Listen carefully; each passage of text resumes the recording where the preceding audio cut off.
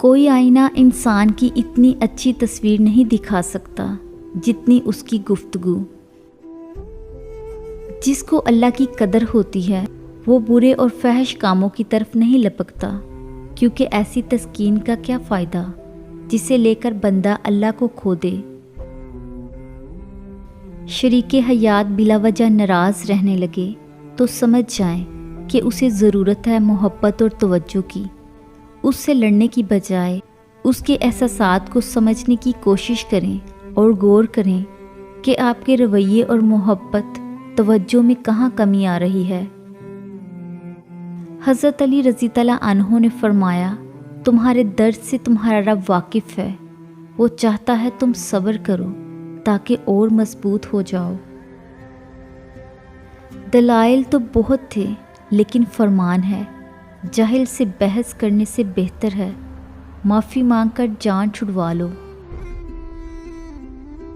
دنیا میں کھو کر تم نے اسے اپنے لیے بوجھ بنا لیا ہے۔ اس دنیا سے اوپر اٹھو، ایک نئی سوچ تمہاری منتظر ہے۔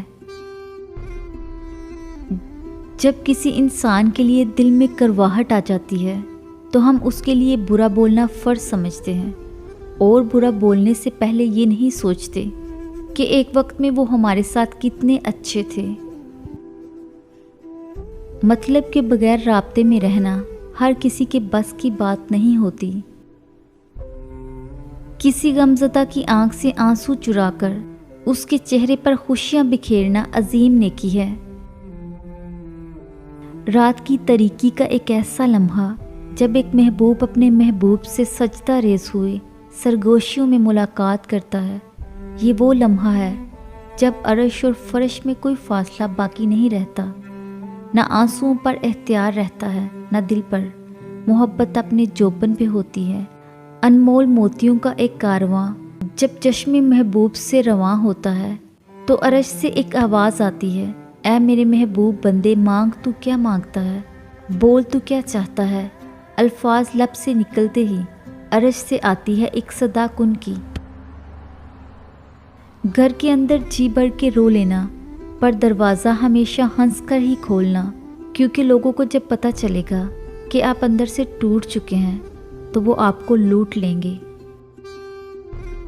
ہم سب کچھ برداشت کر لیتے ہیں، مگر اپنوں کے لہجوں سے مسلسل ٹپکتی بیزاری اور تلخ رویے ہمیں توڑ دیتے ہیں۔ جب کوئی تلخ ہونے کی بجائے خاموش ہو جائے تو جان لیں کہ اس نے زندگی کی بہت سی حقیقتوں کو اپنے سامنے مرتے دیکھا ہے۔ ضروری نہیں کہ کچھ غلط کرنے سے دکھ ملے، حد سے زیادہ اچھا ہونے کی بھی قیمت چکانی پڑتی ہے۔ حضرت علی رضی اللہ عنہ نے فرمایا، جس سے محبت کی جائے اس کا فرما بردار ہونا پڑتا ہے۔ ہمیشہ سمجھوتا کرنا سیکھو، کیونکہ تھوڑا سا جھک جانا کسی رشتے کو ہمیشہ کے لیے توڑ دینے سے بہتر ہے۔